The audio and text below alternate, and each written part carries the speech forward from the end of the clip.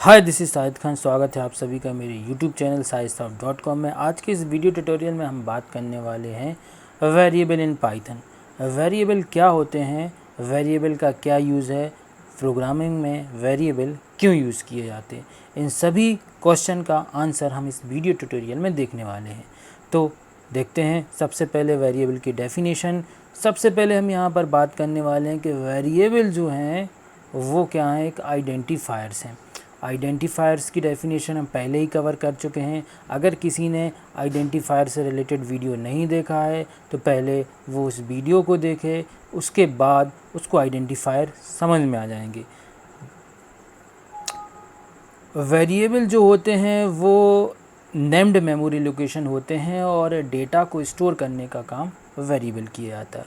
जैसे ही हम अपने प्रोग्राम में कोई भी वेरिएबल डिक्लेयर करते हैं तो वो एक पर्टिकुलर मेमोरी को रिप्रेजेंट करता है। उस पर्टिकुलर मेमोरी लोकेशन पे जाके एक पर्टिकुलर डेटा स्टोर हो जाता है। अगर हम पाइथन प्रोग्रामिंग लैंग्वेज में बात करें तो वेरिएबल का टाइप हमें यहाँ पर डिक्लेयर करने की कोई भी ज़रूरत नहीं है।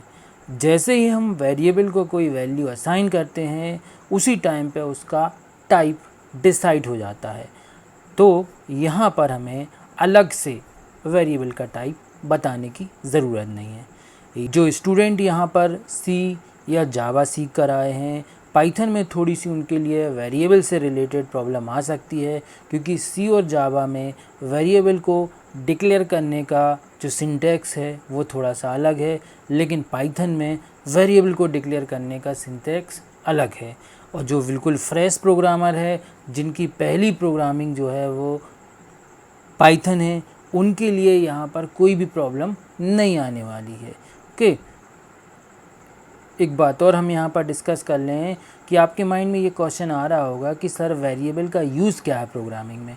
बिल्कुल, अगर आपको डेटा को स्टोर करना, फॉर एग्जांपल आप एक प्रोग्राम बना रहे हैं, आप एक प्रोजेक्ट बना रहे हैं जिसमें आपको वोटिंग के लिए प्रोजेक्ट है, ठीक है। तो जैसा कि आप लोग जानते हैं कि कोई भी कैंडिडेट जो एलिजिबल होता है वोट के लिए, उसकी एज जो है वो 18 ईयर्स होनी चाहिए। तो हमें उस डेटा को जो कि 18 ईयर्स है, मींस 18 को स्टोर करने के लिए किस वेरिएबल की ज़रूरत पड़ेगी उस डेटा को स्टोर करने के लिए।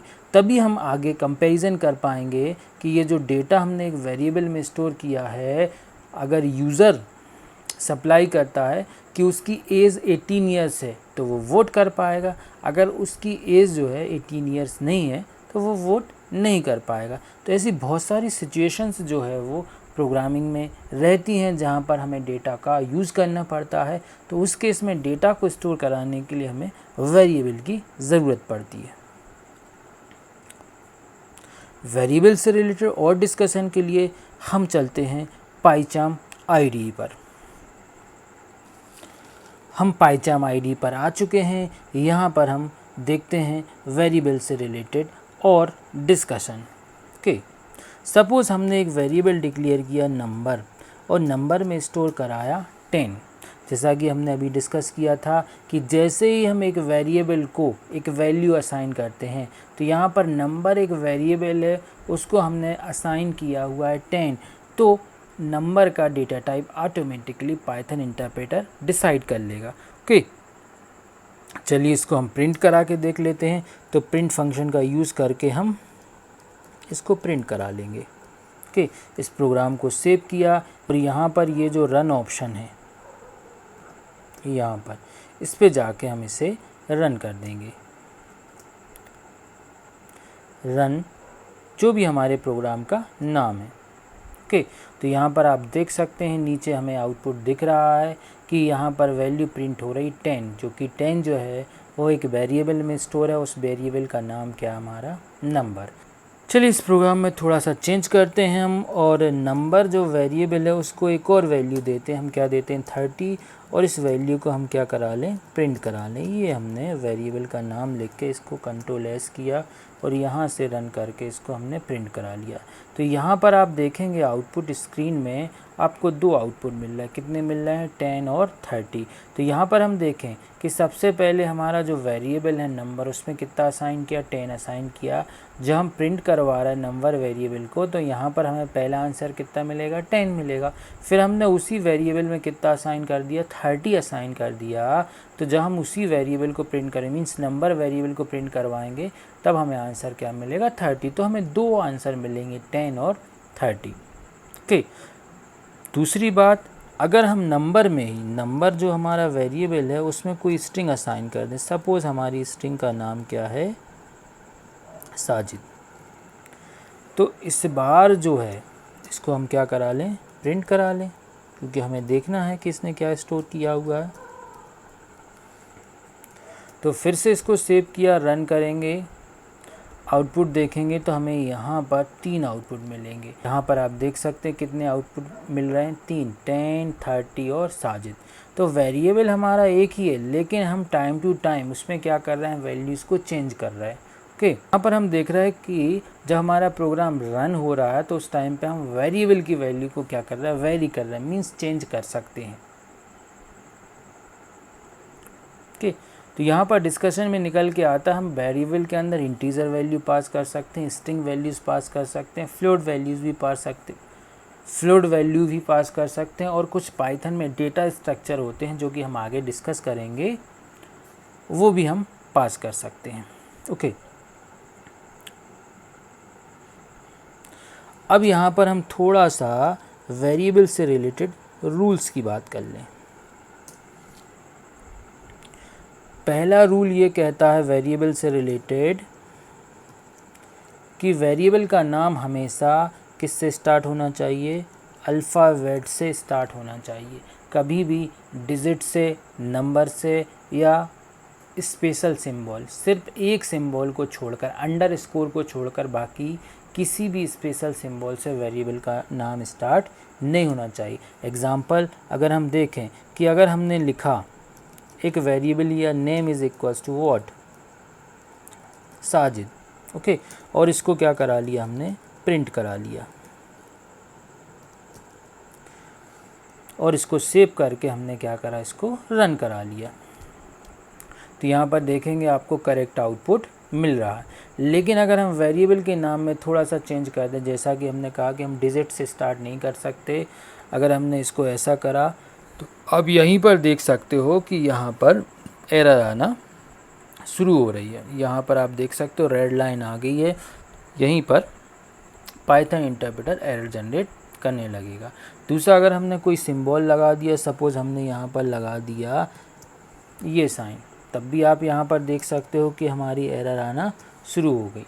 लेकिन अगर हम अंडरस्कोर का यूज़ करेंगे तो एरर बिल्कुल भी नहीं आएगी। और इसको हम प्रोग्राम को रन करके भी देख लें। Ctrl+S प्रेस किया, रन पे गए और ये प्रोग्राम को रन, तो यहाँ पर हमारा as a this perfect output यहाँ पर हमें मिल रहा है। ओके। तो जैसा कि यहाँ पर पहला रूल है कि वेरिएबल का नेम जो है वो अल्फ़ाबेट से स्टार्ट होना चाहिए, कोई डिजिट या किसी स्पेशल सिंबल से नहीं होना चाहिए, सिर्फ अंडरस्कोर सिंबल अलाउ है। रूल नंबर 2 की अगर हम बात करें, केस सेंसिटिव। ओके। पाइथन जो है वो केस सेंसिटिव है, तो वेरिएबल का नेम भी केस सेंसिटिव रहता है। केस सेंसिटिव क्या होता है? सपोज़ हमने एक वेरिएबल दिया नेम इज़ इक्वल्स टू लिखा साजिद। ओके। और इसको क्या करा लिया हमने? प्रिंट करा लिया। एक और वेरिएबल लिया, लेकिन इस बार उसका नेम में थोड़ा सा चेंज है कि पहला लेटर जो हमने बनाया वो क्या बनाया? कैपिटल। ओके। और इस बार हमने उसको एक वैल्यू दे दी खान, और इसको भी क्या करा लिया हमने? प्रिंट करा लिया।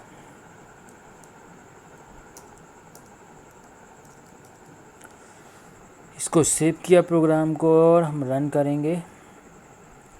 तो यहाँ पर आप आउटपुट स्क्रीन में देखेंगे कि हमें कितने आउटपुट मिल रहे हैं?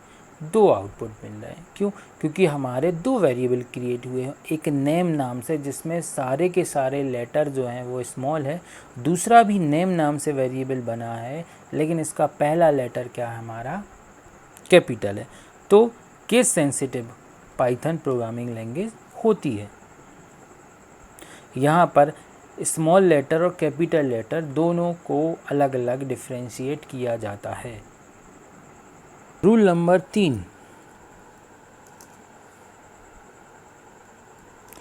Keywords are not allowed.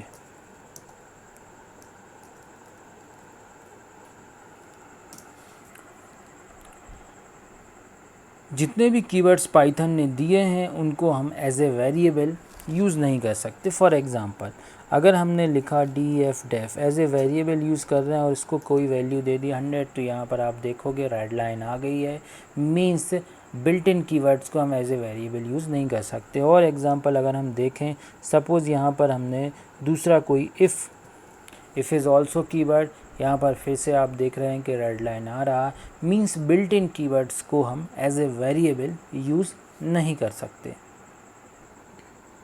अगर आपने अभी तक मेरे चैनल को सब्सक्राइब नहीं किया तो प्लीज़ सब्सक्राइब करें, लाइक करें, शेयर करें, कमेंट्स करें। थैंक यू फॉर वॉचिंग साजिश सॉफ्ट।